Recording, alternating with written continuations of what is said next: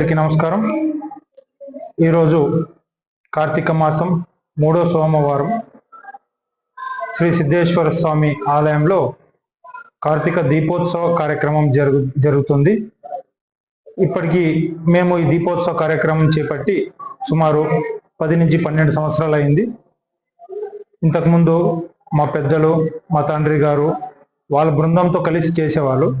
ఇప్పుడు వాళ్ళు అంతగా నేను నా బృందంతో కలిసి ఇదే పనిని చేసుకుంటూ పోతున్నాను. అలాగే మా జంగం రొసళ్ళి మఠాధీశులైన షటబ్రహ్మ శివాచార్యులు వాళ్ళు వచ్చి వాళ్ళ వచనాలతో మమ్మల్ని ఎంతో ఆకట్టుకున్నారు. శ్రీ గురుభ్యో నమః. యా దేవి సర్వభూతేషు మాతృరూపేణ సంస్థితాం ನಮಸ್ತಸ್ಸೈ ನಮಸ್ತಸ್ಸೈ ನಮಸ್ತಸ್ಸೈ ನಮೋ ನಮಃ.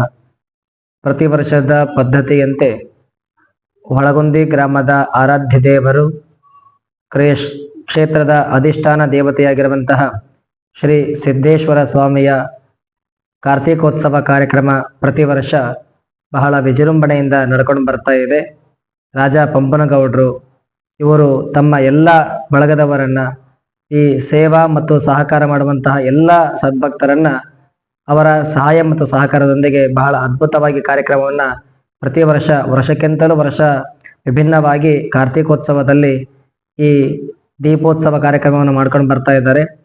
ಬಹುಶಃ ಎಲ್ಲರಿಗೆ ತಿಳಿಸುವ ಒಂದು ವಿಷಯ ಏನಂದ್ರೆ, ಒಂದು ದೀಪವನ್ನು ಹಚ್ಚೋದ್ರಿಂದ ಎಷ್ಟು ಪಾಸಿಟಿವ್ ವೈಬ್ರೇಷನ್ ಇರುತ್ತೆ ಅಂದ್ರೆ, ಒಂದು ಮಾತು ಹೇಳ್ತಾರೆ, ಶುಭಂ ಕರೋತಿ ಕಲ್ಯಾಣಂ ಆರೋಗ್ಯಂ ಧನ ಸಂಪದ ಶತ್ರು ಬುದ್ಧಿ ವಿನಾಶಾಯ ಎನ್ನುವಂತಹ ಒಂದು ಶ್ಲೋಕ ಇದೆ. ಯಾರು ಮನೆಯಲ್ಲಿ ದೀಪವನ್ನ ಹಚ್ಚುತ್ತಾರೋ ಬ್ರಾಹ್ಮಿ ಮುಹೂರ್ತದಲ್ಲಿ, ಸಂಜೆಯ ಸಮಯದಲ್ಲಿ ಮನೆಯಲ್ಲಿ ದೀಪವನ್ನು ಹಚ್ಚಿದ್ರೆ ಅಲ್ಲಿ ಶುಭವನ್ನ ಉಂಟಾಗುತ್ತೆ.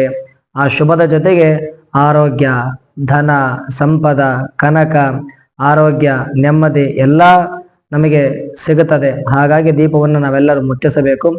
ದೀಪವನ್ನ ಬೆಳಗಿಸುವಂತಹ ಪುಣ್ಯದ ಕೆಲಸ ಎಲ್ಲರಿಗೂ ಸಿಗೋದಲ್ಲ. ಆದರೆ ಇದನ್ನೇ ನರೇಂದ್ರ ಮೋದಿಯವರು ಕೊರೋನಾ ಬಂದಾಗ ಪ್ರತಿಯೊಬ್ಬರ ಮನೆಯ ಅಂಗಳದಲ್ಲಿ, ಪ್ರತಿಯೊಬ್ಬರ ಮನೆಯ ಹೊಸ್ತಿಲಲ್ಲಿ, ಪ್ರತಿಯೊಬ್ಬರ ಮನೆಯ ಮಾಳಿಗೆಯಲ್ಲಿ ಎಲ್ಲರೂ ದೀಪವನ್ನು ಹಚ್ಚಬೇಕಂತ ಹೇಳಿದ್ರು. ಕಾರಣ ಏನು ಅಂತಂದ್ರೆ, ಜಗತ್ತಿನಲ್ಲಿ ಯಾವ ರೋಗವನ್ನ ನಿವಾರಣೆ ಮಾಡ್ಬೇಕಂತಂದೇಳಿ ಎಲ್ಲಾ ದೇಶದ ವೈದ್ಯಕೀಯದವರು ಪ್ರಯತ್ನ ಪಟ್ಟರು, ಯಾರ ಕೈಲಿಂದ ಆಗ್ಲಿಲ್ಲಲ್ಲ. ಆಗ ಮತ್ತೆ ನಮ್ಮ ಸನಾತನ ಧರ್ಮದಲ್ಲಿ ಒಂದು ಪವಿತ್ರವಾದಂತಹ ದೀಪವನ್ನ ಬೆಳಗಿಸಿದ್ರು. ಪ್ರತಿಯೊಬ್ಬರ ಮನೆಗೆ ದೀಪ ಬೆಳಗಿಸ್ಬೇಕಂತ ಪ್ರಧಾನ ಮೋದಿಯವರು ಕರೆ ಕೊಟ್ಟಾಗ ಎಲ್ಲೆಲ್ಲಿ ನಮ್ಮ ಇಡೀ ಭಾರತ ದೇಶದಲ್ಲಿ ದೀಪವನ್ನು ಪ್ರಜ್ವಲನೆ ಮಾಡಿದರು. ಆ ಎಲ್ಲ ಕ್ಷೇತ್ರದಲ್ಲಿ ಕೊರೋನಾ ಎನ್ನುವಂತಹ ಮಾರಿ ರೋಗನೇ ನಿವಾರಣೆ ಆಗತ್ತೆ. ಇದಕ್ಕೆ ಸಾಕ್ಷಿ ಏನಂತಂದ್ರೆ, ಇಂತಹ ದೊಡ್ಡ ದೊಡ್ಡ ರೋಗಗಳು ನಿವಾರಣೆ ಆಗ್ತಾವಂದ್ರೆ ಒಂದು ದೀಪ ಪ್ರಜ್ವಲನೆ ಮಾಡೋದ್ರಿಂದ. ಇದು ಇಂತಹ ಬಹಳ ಪುಣ್ಯಮಯವಾದ ಕೆಲಸ. ನಾವೆಲ್ಲರೂ ಈ ಕಾರ್ಯಕ್ರಮದಲ್ಲಿ ಪ್ರತಿ ವರ್ಷ ಪಾಲ್ಗೊಳ್ಬೇಕು.